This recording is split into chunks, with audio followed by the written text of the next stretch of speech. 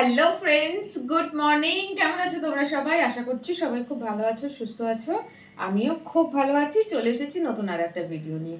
এখন ঘড়িতে টাইম 11টা বাজছে আর আমি স্নান করে একদম আমার মর্নিং স্কিন কেয়ার করে চলে এসেছি আমার ব্রেকফাস্ট বানাতে।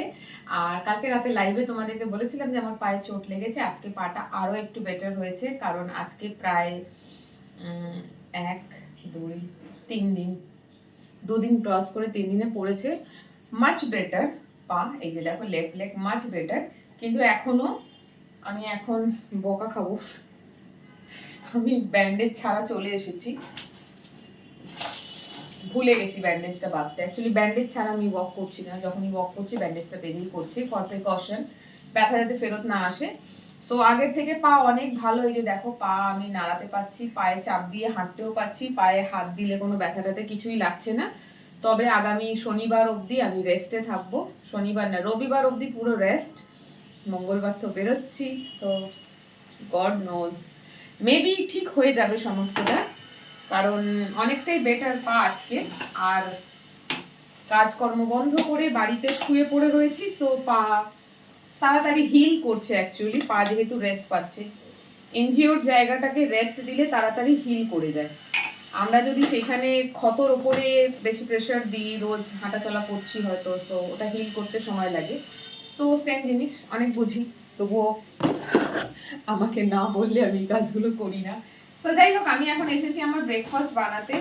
খিদে পেয়েছে, 11টা বাজছে।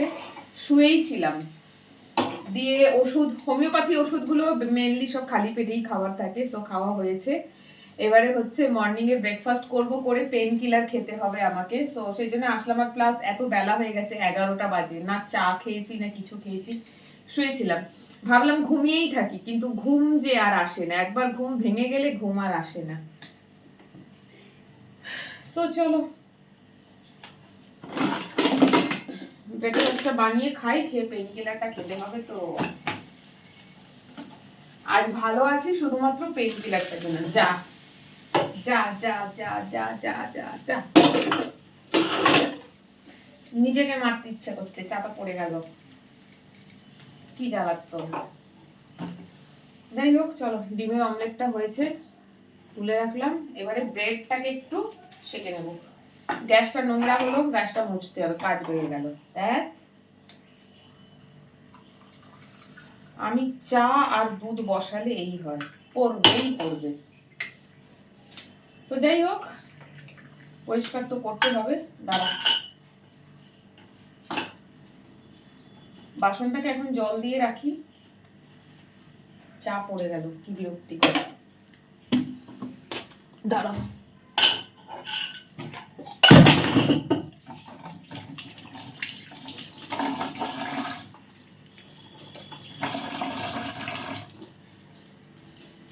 দেখবে কি হয়েছে। এই দেখো, এই বার্নারটার উপরে চা পড়ে গেছে। এটাকে এক্ষুনি ওয়াশ না করলে কি হবে না, এটা দাগ ধরে যাবে পুরো। চাটাকে সঙ্গে সঙ্গে মুছে দিচ্ছি, বা ওটা পরে করব।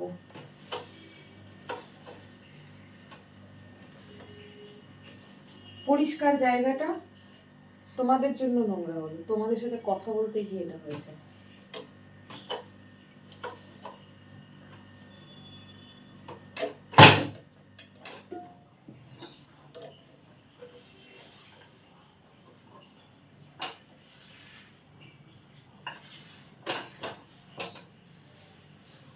চলো, মোটামুটি হয়েছে, পরে ভালো করে আবার করব। চাটাকে যেটুখানি এক্সট্রা পড়েছিল মুছে নিলাম।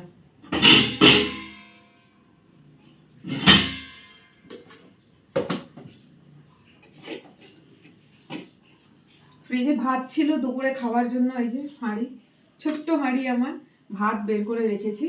চলো, হয়ে গেছে মনে হয় ব্রেড।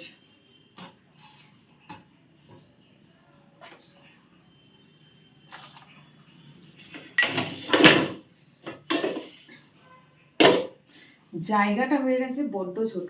তো যেটা বলছিলাম তোমাদেরকে, আমার পা মোটামুটি ভালো আছে এখন। রবিবারের মধ্যে আমি সুস্থ হয়ে যাব। যদি না নতুন করে কিছু বাধাই আবার। ওকে, চলো এই যে স্যান্ডউইচ বানাচ্ছি, আমার ফেভারিট এগ মেয়োনিজ স্যান্ডউইচ। নামটা কি দিলাম? Egg omelette mayonnaise sandwich. দারুণ লাগে খেতে। এটাই আমার ব্রেকফাস্ট। আর দুপুরের জন্য ভাত আছে, আর একটু সিদ্ধ আলু রয়েছে ডিম দিয়ে মাখানো।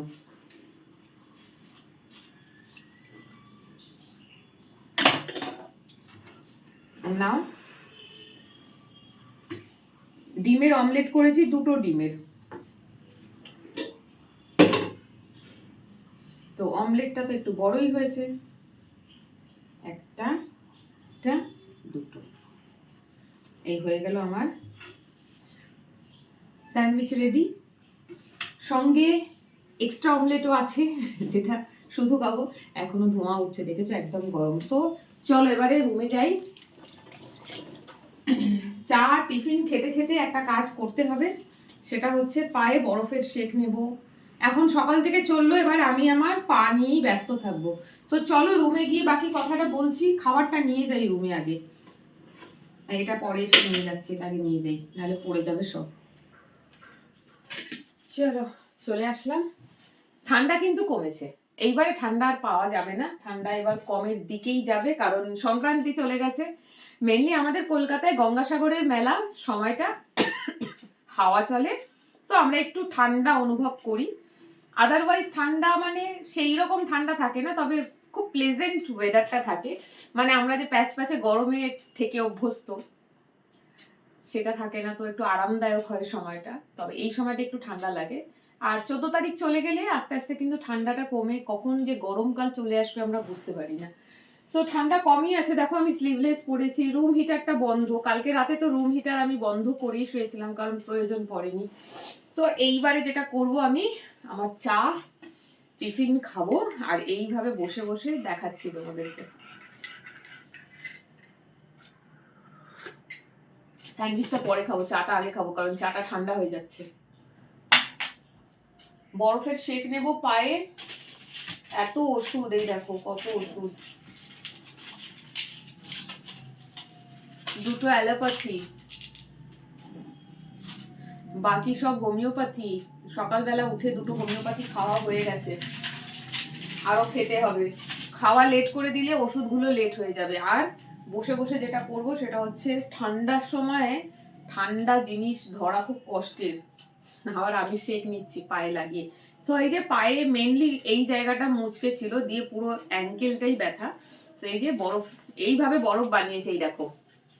ঠিক আছে, দোকানে মেডিকেল শপে যে আইস প্যাক গুলো পাওয়া যায় ব্লু কালারের হয়, ওগুলো একটু কস্টলি হয়, 250-300 এরকম কিছু দাম নেয়। আর ওগুলো না খুব বেশিক্ষণ ঠান্ডা থাকে না। ঠিক আছে, আমি ওটা জানি, পার্সোনাল দেখেছি, ইউজ করেছি, তাই জন্য বলছি। এইটা তো প্রায় 1-1.5 ঘন্টা মতন এইরকমই থাকবে। তবুও 1-1.5 ঘন্টা বরফ শেক আমরা নিই না, মিনিমাম 15-20 মিনিটস বরফের শেক নিতে হয়। তো এটা না বরফটা এরকমই থাকে। আর প্লাস পয়েন্ট যেটা হচ্ছে, জল বেরিয়ে বাইরে পড়ে না। দেখো, দুধের প্যাকেটে দুধ বের করে ওয়াশ করে জল ভরে গার্ডার মেরে দিয়েছি, ব্যাস। এটাই আমি, জল কিন্তু ফেলবো না, এখন শেক নিচ্ছি তো এটাই আবার ধোবো। বাইরেটা গাটা যেহেতু পায়ে ঠেকাচ্ছি, আবার ফ্রিজে ঢোকাবো, তো এটাকে ধোবো, ধুয়ে ডিপ ফ্রিজে রেখে দেবো, ব্যাস। এটা রিইউজেবল, জল বের করার কোনো প্রয়োজন নেই। এটা তোমরা বাড়িতে করে রাখতে পারো, একটা খুব দরকার। কারণ ছোট থেকে বড় বাড়িতে আমরা যারা থাকি একসাথে, কোনো না কোনো কারণে চোট চাট লাগতেই থাকে। পড়ে গেছি, কোথাও ঠোকা লেগে গেছে, এরকম ধরনের ব্যথা হলে সেখানে গরম শেক নয়, সেখানে আইস প্যাক দিতে বলে। তো এইভাবে রেডিমেড একটা আইস প্যাক তোমরা বানিয়ে রাখতে পারো।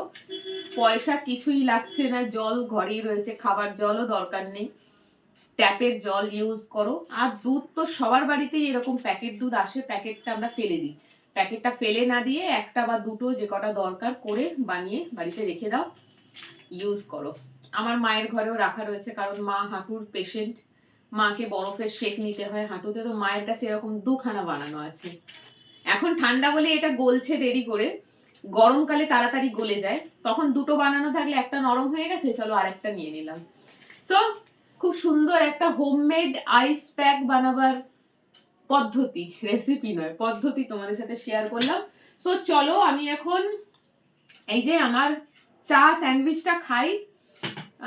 এই ভিডিও বানালাম।